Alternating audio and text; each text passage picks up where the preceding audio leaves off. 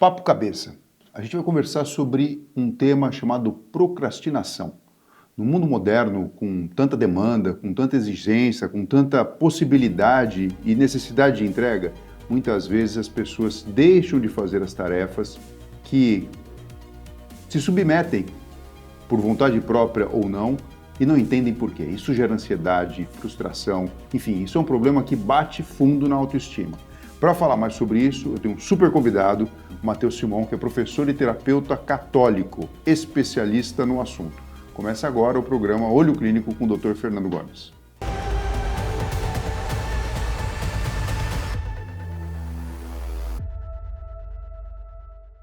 Matheus, muito obrigado pela sua participação, é um prazer ter você aqui com a gente.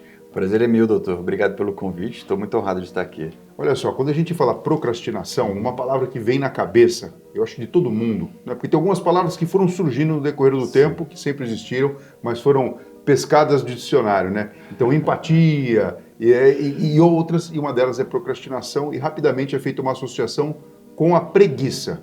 Sim. Então, eu tenho que fazer alguma coisa, mas por preguiça, aí em vez de a pessoa falar preguiça, ela fala procrastinação. Mas, na verdade, tem um envolvimento muito maior, né? É aquela coisa de você deixar de fazer o que tem que ser feito, ou que você combinou com você mesmo, ou com outra pessoa que iria fazer. Você acha que isso acaba acontecendo muito por quê? A pessoa tem medo de falhar, a pessoa ela não quer se submeter àquilo, não consegue sair daquele ciclo. Conta pra gente. Olha, na minha visão, doutor, na minha experiência, são duas questões que estão relacionadas na raiz da procrastinação. E ambas têm a ver com o nosso relacionamento com a dor. O jeito que a gente relaciona com a dor. Eu vou contar um pouco para o senhor sobre isso. A primeira questão é, quando a gente está emocionalmente desgastado, que é o que acontece hoje, né? Não, com a maioria da população, que a gente fica com muitas coisas para entregar, muitas coisas para fazer, muitas preocupações na cabeça. No mundo moderno, as pessoas vivem dentro da cabeça. E isso consome muita energia emocional, energia mental. Quando a gente se depara com uma tarefa, e aquela tarefa representa para nós um desgaste, dentro do nosso interior a gente olha para aquela tarefa pensando assim, nossa, vai ser penoso fazer isso? Como eu já estou com a minha bateria arriada na disposição mental, a gente protela, joga para depois. A palavra procrastinar é não vou fazer agora, para depois, vai ficar para depois. Cras é amanhã. Eu acho que melhor que preguiça seria protelar. Protelar, exatamente. Às vezes essa protelação ela é deliberada, você decide fazer, eu quero fazer depois, tudo bem, não é um problema. O problema é quando você não consegue encarar mais as tarefas que precisam ser feitas, que de fato precisam ser feitas, por conta desse desgaste. Esse é o primeiro ponto. O segundo que eu ia falar foi o que o senhor comentou, sobre o medo de falhar.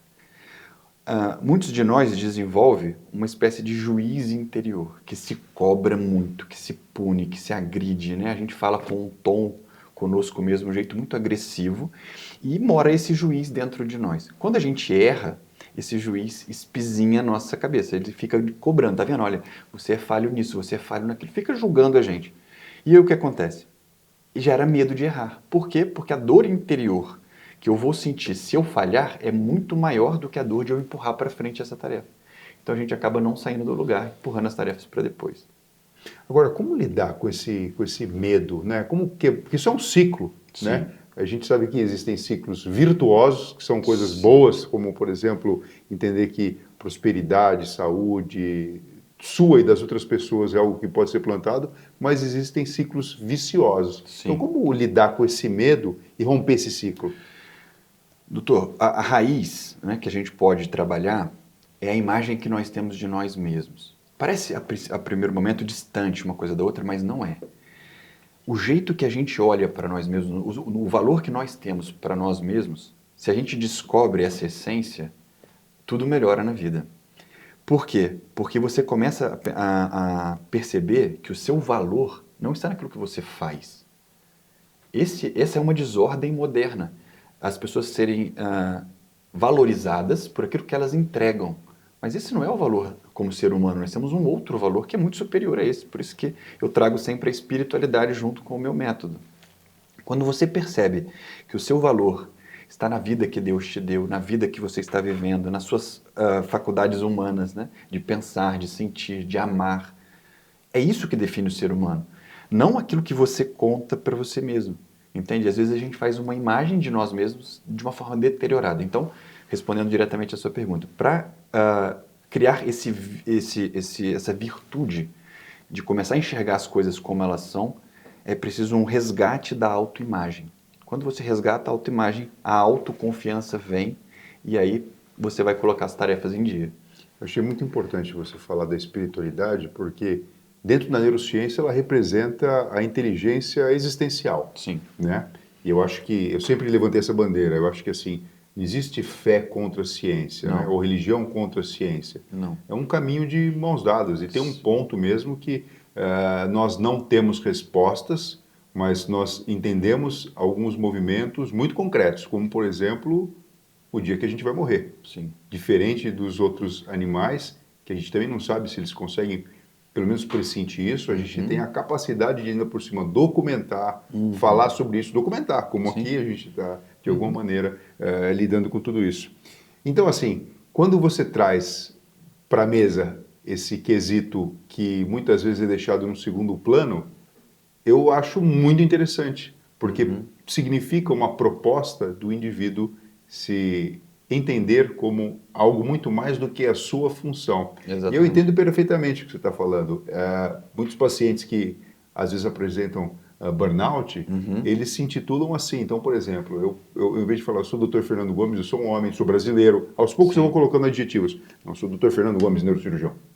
Ou seja, eu preciso ter essa função. Se eu não tiver essa função, eu não tenho valor nenhum e aí então fica bem complicado. E a gente sabe que é muito pelo contrário que as coisas acontecem, né? Com certeza. Mas eu tenho certeza que você também sabe e ensina e pratica coisas muito fáceis de serem incorporadas no dia a dia para ajudar quem está entendendo aqui a gente que ou você faz essa mudança ou você vai continuar protelando coisas que não deveriam acontecer dessa maneira. Com certeza. A espiritualidade, ela ajuda muito a gente conquistar duas coisas na vida. O senso de segurança, que hoje é uma das maiores conquistas que a gente pode ter. Eu estou seguro. Apesar daquilo que meus olhos me mostram, apesar das notícias do mundo, apesar de tudo aquilo que eu tenho de impressão do que está acontecendo, a espiritualidade garante que Deus está cuidando de nós. Aqui e agora. Então, o senso de segurança, doutor, ele preserva o sistema nervoso central. Né? Acalma a mente ansiosa, acalma a mente agitada. Porque a gente acha que a gente tem que dar conta de tudo, a vida fica agitada. E aí desgasta, como eu falei, né? Desgasta o nosso emocional. O senso de segurança e o senso de valor, como eu acabei de falar. Né? Meu valor não está naquilo que eu entrego para o mundo. O meu valor está na minha filiação, de onde eu vim. Né? Fatos de ser humano já prova que eu tenho muito mais valor do que apenas as minhas notas, ou meu cargo na empresa, ou o carro que eu ando, ou o sucesso que eu faço. Está muito além disso. E isso é muito importante, porque se um dia você vier perder isso tudo, você ainda assim se sente amado, se sente seguro. Né? Então, por isso que é muito importante. As tarefas, elas têm um reflexo da nossa ordem interior. Né? E uma dica prática que eu tenho e ensino para os meus alunos é tirar as coisas da cabeça. Se você quer ser mais produtivo, vencer a procrastinação, a primeira coisa que tem que fazer é tirar as coisas da cabeça, porque na cabeça fica tudo muito nebuloso, fica tudo muito subjetivo. Quando você põe as suas tarefas no papel, você lista as suas tarefas, você pode selecioná-las visivelmente. Elas não estão mais fazendo parte do mundo imaginário. Você não precisa mais acessar a imaginação para ver. Você está vendo com seus olhinhos, né? Está ali as tarefas que eu tenho que fazer hoje. Aí a gente pode separar. Olha, essas daqui são fundamentais, porque são importantes, tem a ver com a família, tem a ver com a saúde, tem a ver com o trabalho. Ó, essas daqui vou encaixar se eu conseguir encaixar no meu tempo de hoje. Né? Só que o que normalmente a gente faz, doutor? A gente faz uma lista de 70 coisas sabendo que vai poder fazer 7. Né? E aí não escolhe direito as 7, a gente acaba sendo guiado pelas emoções. Por quê? Se eu tenho tempo limitado, o que eu vou escolher fazer? Aquilo que me traz mais prazer, aquilo que é mais gostoso, aquilo que é menos difícil, aquilo que me desgasta. Ou aquilo que se eu não fizer mesmo vai dar muito ruim. Então... Tem um rapaz que se chama Tim Burton, ele fala bastante sobre isso, né? Sobre procrastinação também, é muito engraçado. Ele fala que a única coisa que a procrastinação tem medo é do monstro. Que é assim, o último dia de entregar o trabalho, se eu não entregar, aí vem um monstro, né? Que é a nota zero. Ou se eu não fizer isso, vai acabar o gás aqui em casa. Aí o monstro, ele coloca o ponto final na história da procrastinação. Porque se você não fizer, você vai passar uma vergonha ou vai ter um efeito muito grande, né? Um problema, né? Você sabe que uma vez, e eu me sinto à vontade de falar isso com você, porque você é um professor e terapeuta católico. Sim. Né? Então, uma vez na missa, eu escutei na homilia algo que me fez pensar a respeito, né? Dizendo que é o seguinte, uma coisa é você destinar um tempo para oração, para rezar. Sim. E aí você pode agradecer, você pode adorar, você pode pedir, enfim, você pode... Existem várias situações diferentes que você se relaciona com o Criador, mentalmente, emocionalmente, e assim vai. E existe também um conhecimento que vem principalmente do Oriente. Na verdade, está tudo conectado, né? Porque a humanidade já existe há muito tempo, mas que é uma forma diferente de lidar com o pensamento. Então, por exemplo, a meditação. Sim. E eu lembro que o padre falou, olha, uma coisa é você meditar, outra coisa é você rezar. Exatamente. São coisas diferentes que você pode usar, mas precisa aplicar da forma adequada. Sim. Né? Eu queria que você falasse um pouco sobre isso, a sua visão. Sim. A Igreja Católica diz que oração é relacionamento. Sempre. Quando você está rezando, você está se relacionando. E como o senhor falou, existem várias maneiras de rezar. A meditação católica, o catecismo explica que a meditação católica é quando a gente traz à memória, traz à imaginação ideias sobre a espiritualidade, como, por exemplo, meditar os mistérios do terço. Então, eu imagino o anjo Gabriel anunciando a Maria. Isso é meditação católica. O termo meditação para os católicos é isso, é trazer à imaginação realidades da eternidade, realidades que a gente não pode ver. Ou da criação, de Deus tendo se manifestado na história, né? Da revelação que a gente teve até hoje, que a gente conhece através da Bíblia e da tradição da igreja. Isso é meditação para os católicos. O que as pessoas entendem como meditação, que é, na verdade, o fortalecimento do foco, né? Essa meditação não é um relacionamento com o Criador. Essa meditação é um momento em que a gente centra a nossa atenção no momento presente através do nosso corpo. Então a gente consegue observar o que acontece dentro de nós, nos nossos sentidos, nos nossos sentimentos. A gente pode relatar as nossas emoções, a gente pode relatar o que nós estamos pensando, mas enquanto nós estamos navegando aqui na meditação, nós não estamos conversando com o Criador, certo? É uma coisa, eu estou fazendo uma autoanálise, como se fosse um rolê interno que eu estou fazendo. O meu método, ele compõe essas duas coisas. Por quê, doutor? Quando a gente traz a imaginação para o momento presente, quando a gente sintoniza a nossa atenção nos nossos sentidos, o nosso foco se estreita para o aqui e agora. E aí, se na sequência você vem com o momento de oração, essa oração se torna muito mais intensa. Porque nós católicos entendemos que Deus não está no passado, que Deus não está no futuro, que Ele está aqui e agora. C.S. Lewis, que é um escritor muito espiritualizado, ele diz assim, ó, o tempo presente é o exato momento em que o aqui e agora toca a eternidade. Essas duas coisas estão em sintonia agora. Ontem estiveram, amanhã estarão. Mas é aqui e agora que Deus está. Né? Agora então, para a gente romper esse ciclo da procrastinação, você entende que um pontapé inicial é de repente um exercício que faça você focar no momento presente? Sim.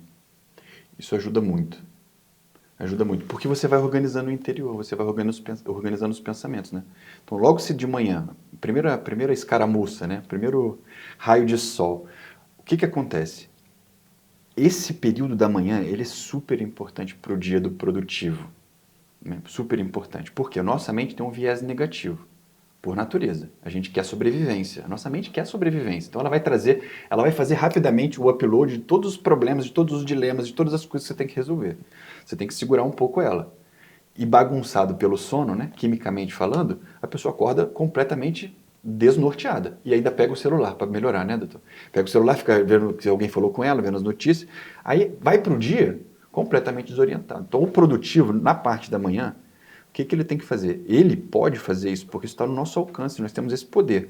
Colocar nossa mente no momento presente, agradecer pelo dia, agradecer pelo dom da vida, como se a gente estivesse recebendo a nossa vida naquele primeiro momento ali. Um dia representa uma vida. De manhã eu nasço, né? E de noite eu vou morrer, vamos dizer assim. Eu tenho que viver o dia. Muita gente tem medo da morte. Ah, eu tenho muito medo da morte. Mas e o medo de perder o dia? Né? A procrastinação é isso, deixar as coisas para depois, não tomar as decisões que tem que tomar, não fazer as coisas que tem que fazer. Você está morrendo para aquele dia que Deus te deu, naquele dia da sua vida. Então, logo na primeira hora da manhã, se você põe intencionalmente a sua mente num viés positivo, esperançoso, olha, hoje vai ser o dia em que eu vou viver intensamente com os meus filhos, com os meus amigos de trabalho. Eu não vou ficar dentro da minha cabeça alimentando pensamentos sobre o meu passado, ou sobre o meu futuro, ou sobre quem eu sou. Hoje, fora da minha cabeça, o que eu vou viver hoje? Obrigado por mais esse dia. E aí você faz esse exercício. A gente pode fazer o exercício de centrar a atenção no momento presente, trazer o foco para o aqui e agora, e aí listar as tarefas. Bom, então eu vou pedir para você carinhosamente oferecer esse presente para todo mundo que está escutando aqui a gente agora e a gente terminar em alta. Tá legal. E você está convidado aí em casa, obviamente, para nos acompanhar nesse processo de exercício e incorporar no seu dia a dia. Sim. Por que não? Logo no começo. Com certeza. Então vamos lá. Nessa? Vamos lá. Eu vou pedir para você agora encontrar uma posição confortável. Se você estiver deitado, pode ficar deitado. Se estiver sentado numa cadeira, pode ficar, desde que você esteja bastante confortável, tá bom? E se você se sentir confortável, pode fechar também os seus olhos. Nós vamos trazer toda a nossa atenção para o momento presente, para o aqui e agora. E para isso nós vamos usar a nossa respiração. Eu quero te pedir que, assim como as minhas palavras vão entrando pelo seu ouvido, que você vá direcionando a sua atenção. Nesse momento, direcione toda a sua atenção para a sua respiração. Observe como ela é. Você não precisa controlar a respiração, só observar. E para isso você pode pegar um elemento da respiração, seja o ar entrando e saindo pelo nariz, seja o seu peito inflando e depois se esvaziando, seja o contato da blusa com a pele. Observe a sua respiração. Existe algum pensamento na sua mente? Você pode notar algum pensamento agora? Caso eles apareçam, deixe que se vão. Volte a sua atenção novamente para a sua respiração. Sinta o ar entrando e saindo dos seus pulmões. Como é o contato do seu pé com o que está te apoiando aqui e agora? Observe seu pé. Não precisa abrir o olho. Só joga a sua atenção nele e me diz se o contato é duro ou se é mole, se é áspero ou se é macio. Como é o contato entre o seu pé e o chão ou a cama? Existe algum gosto na sua boca? Existe alguma parte do corpo que está te chamando a atenção, que está com alguma dor? Volte novamente a sua atenção para a sua respiração. A sua respiração estará sempre com você. E ela é uma prova da vida que Deus te deu. Enquanto você estiver respirando, Deus tem planos para a sua vida. Enquanto você estiver respirando, você pode fazer diferença no mundo. Aos pouquinhos vamos abrindo os olhos agora e voltar para cá. Dá uma desacelerada. Deus, dá sim. Eu acho que assim, para os meus colegas de profissão, eu vou dar essa dica aí antes de fazer uma cirurgia. Às vezes as pessoas estão tão preocupadas que 1, 2, 3 minutos a gente tem como fazer isso, sabe? Naquele momento que está se lavando no centro cirúrgico, que está colocando o avental cirúrgico, usando de propósito, sem perder tempo, né? Porque temos que ser produtivos, mas é uma forma de conexão com o mundo concreto, né? E eu achei muito bonito o que você falou. Enquanto a gente está respirando, Deus tem planos pra gente, né? Verdade, verdade. Olha, muito obrigado pela sua participação, amei a nossa conversa aqui, viu? Eu que agradeço, doutor, também gostei muito. Obrigado. Pessoal, a gente fica por aqui, dê seu like, escreva seu comentário, eu e o Matheus vamos ler e responder com muito carinho, tá bom? Vamos incorporar isso no dia a dia e começar uma semana diferente, abençoada, com uma boa respiração e um bom foco na sua vida. Beijo no coração e até a próxima.